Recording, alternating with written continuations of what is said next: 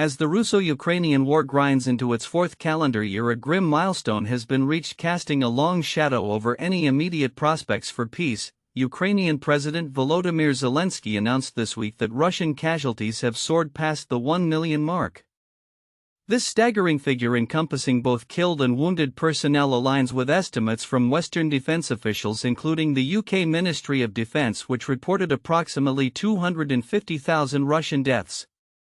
President Zelenskyy starkly described this immense human toll as the price Putin is willing to pay for his sick geopolitical fantasies, a chilling reminder of the conflict's devastating cost. Despite the relentless fighting and immense losses, recent diplomatic exchanges, including a prisoner of war swap clinched in Istanbul, offered a fleeting glimpse of potential dialogue.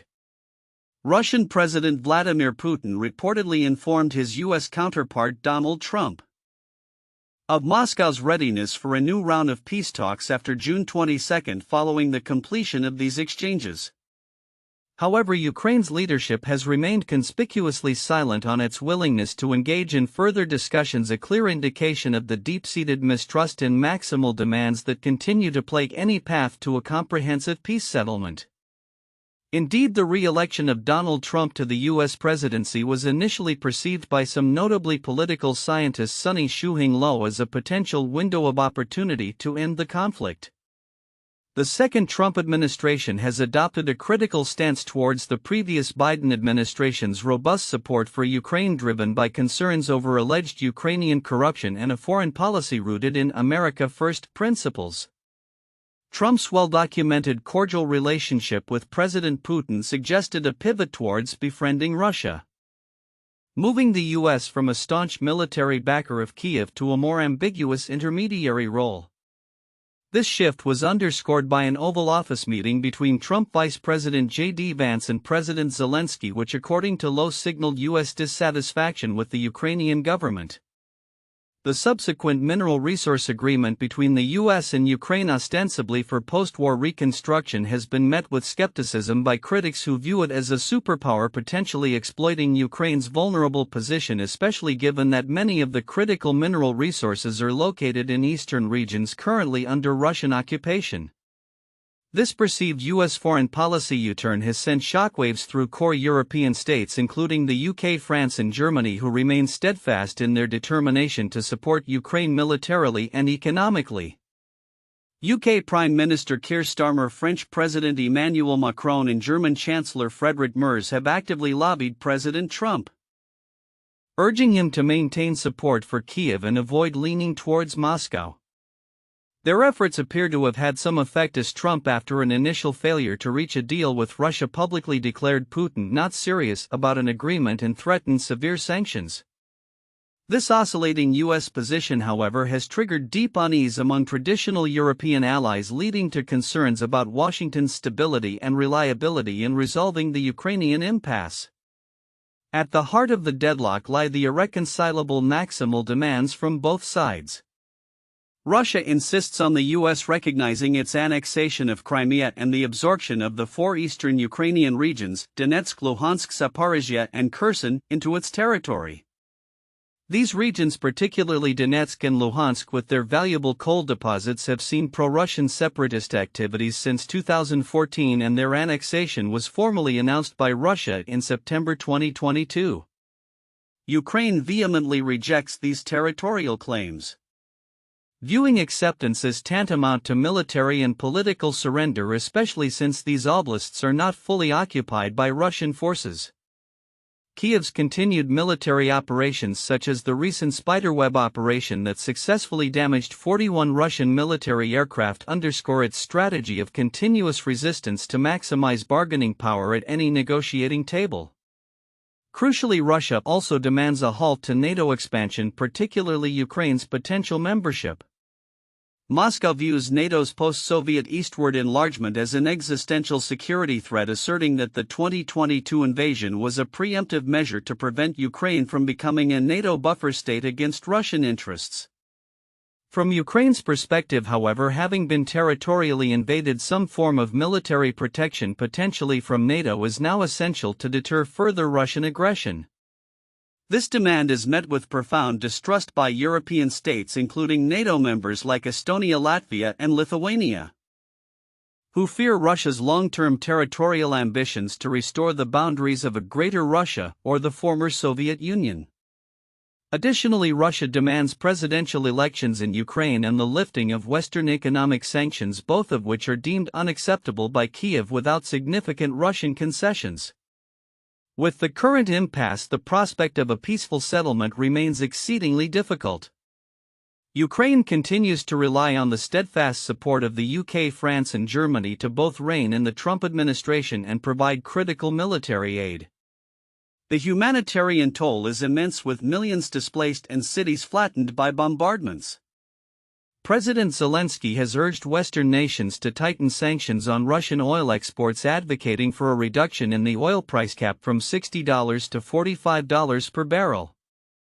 Citing Russia's estimated $4 billion loss in oil revenue in early 2025 alone. He also called for increased military aid and stronger partnerships with NATO and the EU, emphasizing that no country can afford to stay behind in defense tech. Amidst this complex geopolitical landscape, proposals for alternative mediation have emerged. A Sino-Brazilian proposal from May 2024 outlined principles such as de-escalation, direct dialogue, humanitarian corridors, and avoidance of weapons of mass destruction. However, the feasibility of such mediation is questionable given the US and core European states' reluctance to see China, perceived by some in the US as a primary economic rival, intervene in the conflict. Some critics even suggest the Trump administration is inadvertently reversing Henry Kissinger's foreign policy by appearing to side with Russia to contain China. Looking ahead, several scenarios loom. The war could be prolonged, leading to continued suffering and potential further territorial losses for Ukraine. While new mediators like China and Brazil might be beneficial, their involvement is unlikely given the current geopolitical alignments. International bodies such as the United Nations and the Organization for Security and Cooperation in Europe may need to intensify their efforts, perhaps by deploying neutral monitoring bodies to facilitate dialogue and build trust. Another possibility is that the Trump administration, frustrated by Russia's intransigence, may impose more economic sanctions, though past experience suggests their impact on Russia, bolstered by economic ties with China and North Korea, may be limited. The most somber scenario suggests that a lasting peace settlement may only materialize with a change in Russian leadership, a prospect that could mean the conflict tragically drags on for many more years, leaving the future of Ukraine and regional stability hanging in the balance. The landscape of modern warfare is undergoing a radical transformation driven by the relentless march of drone technology and the looming integration of artificial intelligence. Recent developments across global flashpoints underscore a new era where traditional military might is being challenged by agile, cost-effective, and increasingly autonomous systems, reshaping not only battlefields but also diplomatic calculations. The ongoing conflict in Ukraine has become the crucible for this next-generation warfare, revealing stark lessons about the obsolescence of expensive human crude weaponry. Drones, once supplemental tools, now inflict over 70% of casualties on both sides, rendering tanks, armored personnel carriers, and even ground troops terrifyingly vulnerable. Ukrainian forces have leveraged these unmanned aerial vehicles to devastating effect, targeting a diverse array of Russian assets from weapons factories and moving trains to ammunition stores, oil refineries, ships, and ports. This rapid adaptation highlights a critical shift. The speed and responsiveness of a nation's industrial base are now paramount. Drone technology and tactics evolve at a blinding pace, with new models often becoming obsolete within 2 to 6 months as countermeasures are developed, demanding a continuous cycle of innovation and deployment.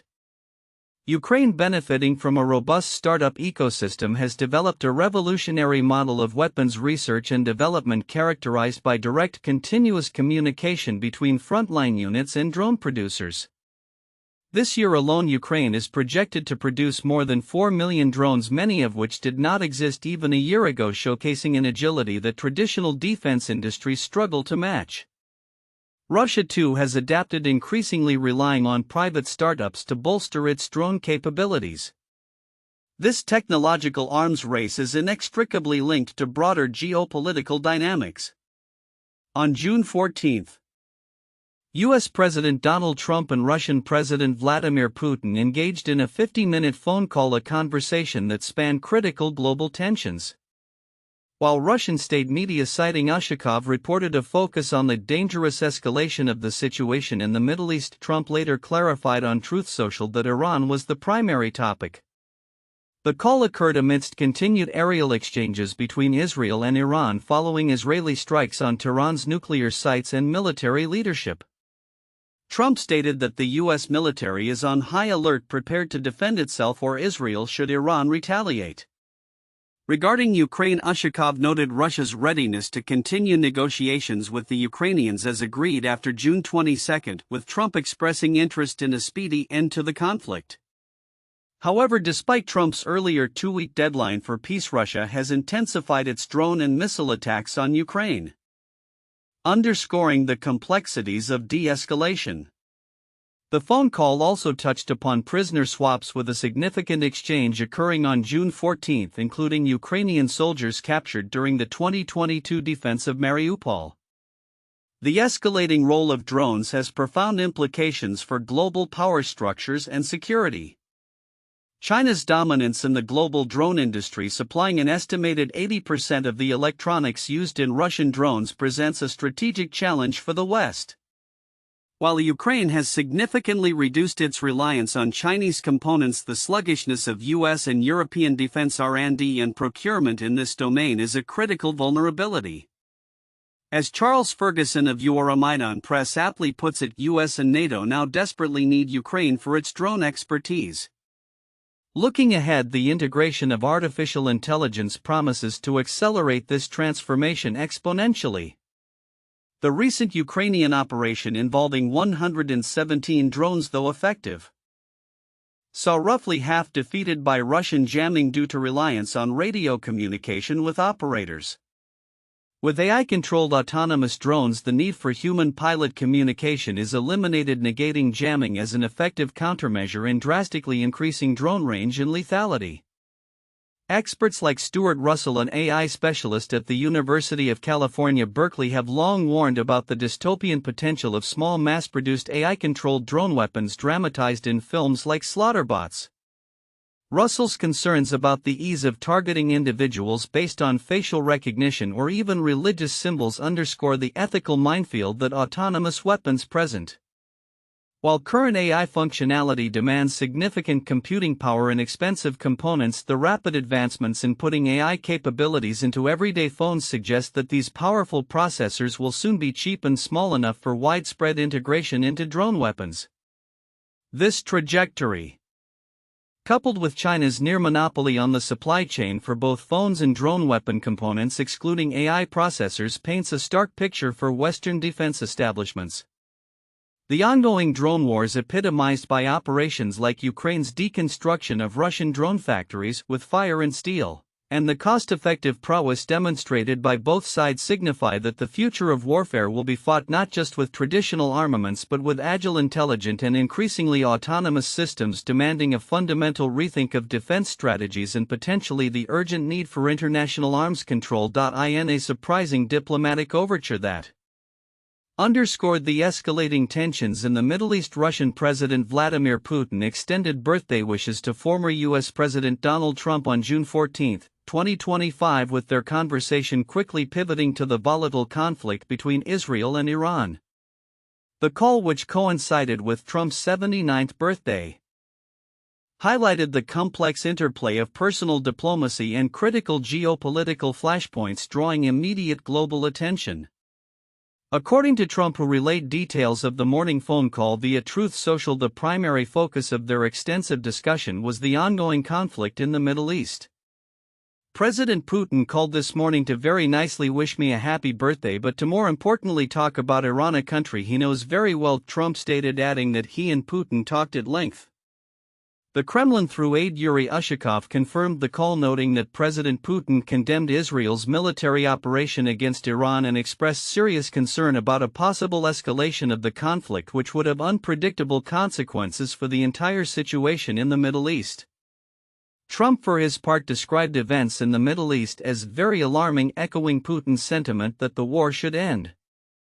Intriguingly, Trump also mentioned that he explained to Putin that his war should also end, referencing the conflict in Ukraine, a topic which he noted occupied much less time in their approximately one-hour conversation and would be addressed next week. This high-level discussion comes on the heels of a dramatic escalation in the Middle East. Just one day prior, on June 13, Israel launched punishing airstrikes on Iran, reportedly targeting nuclear sites. This was met with swift retaliation from Tehran, which unleashed 3 waves of missiles at targets in Israel, sending Israelis scrambling to bomb shelters and prompting urgent discussions among world leaders. The roots of this particular flare-up can be traced back to Trump's previous administration. Trump revealed to Reuters on June 13 that his administration had foreknowledge of Israel's plans to attack Iran, having issued a 60-day deadline for Iran to agree to a revised nuclear deal with the U.S. When no agreement was reached, Israel initiated its strikes on the 61st day. "We knew everything and I tried to save Iran humiliation and death," Trump asserted, adding, "They can still work out a deal, however it's not too late."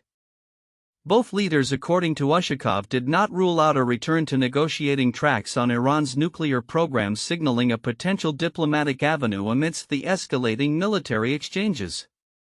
The nature of the call itself underscores Trump's continued embrace of a friendly relationship with Putin, a stance that markedly contrasts with the approach taken by former President Joe Biden, who led international efforts to condemn Russia's 2022 invasion of Ukraine. Trump has historically blamed both Putin and Ukrainian President Volodymyr Zelenskyy for the protracted conflict in Eastern Europe, a perspective that diverges sharply from the prevailing international narrative. The immediate focus on Iran during their birthday call rather than Ukraine suggests a shared, albeit perhaps divergent, interest in stabilizing the Middle East, or at least managing its unpredictable consequences. The potential for a resumption of nuclear negotiations, as hinted by Ushakov, could represent a critical off-ramp from the current trajectory of regional conflict, though the path to such a resolution remains fraught with significant political and strategic challenges. As the world watches, the unique dynamic between these two powerful figures may yet play an unconventional role in shaping the future of one of the globe's most volatile regions. In a week marked by both cautious hope and deepening concern, the protracted conflict between Russia and Ukraine continues to unfold across multiple fronts, from humanitarian exchanges to intense battlefield maneuvers and high-stakes international diplomacy. As the fourth prisoner of war swap in just 7 days underscores a rare albeit fragile channel for de-escalation, the broader military and political landscape remains fraught with tension, particularly as Ukrainian President Volodymyr Zelenskyy issues a stark call for a more resolute stance from the United States. The recent series of prisoner exchanges, facilitated by agreements reached earlier in June in Istanbul, offers a glimmer of humanity amidst the brutal conflict. On Saturday, both Russia and Ukraine confirmed another swap, though specific numbers were not disclosed by either side. President Zelenskyy, in a social media post, acknowledged the return of many of the guys who returned to Ukraine today had been held captive since 2022. Highlighting the prolonged suffering endured by those held. This humanitarian effort extends beyond living prisoners, with Ukrainian officials revealing the recovery of 1,200 bodies of their soldiers killed in the war, a stark reminder of the immense human cost, though Russia's defense ministry claimed it had not received any of its own fallen soldiers in return. These swaps are reportedly set to continue until June 20 to 21, indicating a sustained albeit limited effort to address the human dimension of the conflict. Concurrently, the military situation on the ground remains fiercely contested. President Zelenskyy reported that Ukrainian forces are successfully containing a renewed Russian offensive in the northeastern Sumy region, where approximately 53,000 Russian troops are positioned. He noted that despite the significant enemy presence, the fighting along the border has seen Russian troops advance only about 7 kilometers.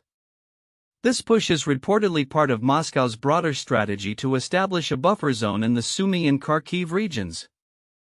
Zelenskyy also refuted Russian claims of their forces having crossed into the central Ukrainian Dnipropetrovsk region, emphasizing that Ukrainian troops have maintained defensive lines across more than 1,000 kilometers of the front line. However, the battlefield realities are inextricably linked to the geopolitical chess game playing out on the international stage. President Zelenskyy has voiced growing frustration with what he perceives as a too warm tone in the dialogue between the United States and Russia, asserting that such an approach will not deter Russian President Vladimir Putin. In a pointed message on X, Zelenskyy stressed Putin must understand clearly, America will stand with Ukraine, including by imposing sanctions and supporting our army. Any signals of reduced aid or of treating Ukraine and Russia as equals are deeply unfair. Russia is the aggressor. They started this war. They do not want to end it. His remarks appear to be a direct appeal to U.S. President Donald Trump, whom Zelenskyy believes holds the key to stopping Putin's war machine. This sentiment is reinforced by Zelenskyy's assertion that no one has been able to stop Putin. Only Trump remains he might be able to. But to stop Putin, one thing is essential: he must lose money. He advocates for tougher sanctions targeting Russia's oil revenue banking sector and avenues for circumventing existing penalties. This criticism comes amidst a backdrop of mixed signals from the U.S. administration regarding its stance on Russia. Reports suggest that Trump had previously sought to negotiate with Putin to mediate talks with Iran over its nuclear program, potentially in exchange for easing pressure on Russia concerning Ukraine, a move that experts believe has contributed to regional escalation. The Ukrainian leader's call for a firmer U.S. hand is also underpinned by concerns that ongoing military escalation between Iran and Israel could divert international attention and aid, leading to a sharp rise in oil prices that would ultimately benefit Moscow. With lawmakers on Capitol Hill currently deliberating a sweeping sanctions package including 500% tariffs on countries doing business with the Kremlin, the timing of Zelenskyy's appeal ahead of the Group of Seven summit in Kananaskis, Alberta, is no coincidence. He is reportedly eager to meet with Trump at the G7, hoping for their first face-to-face discussion since April. As the conflict enters its 1,206th day, the intricate dance between military pressure, humanitarian efforts, and diplomatic maneuvering continues. The success of prisoner exchanges offers a narrow path for limited cooperation, yet the fundamental disagreements over territorial integrity and international order persist. President Zelenskyy's direct challenge to the U.S. administration underscores the critical role of international support in Ukraine's defense, particularly in stifling Russia's economic capacity to wage war. The upcoming G7 summit and the evolving dynamics of U.S. foreign policy will undoubtedly shape the immediate future of this devastating conflict, determining whether the world can coalesce around a strategy that truly compels an end to hostilities.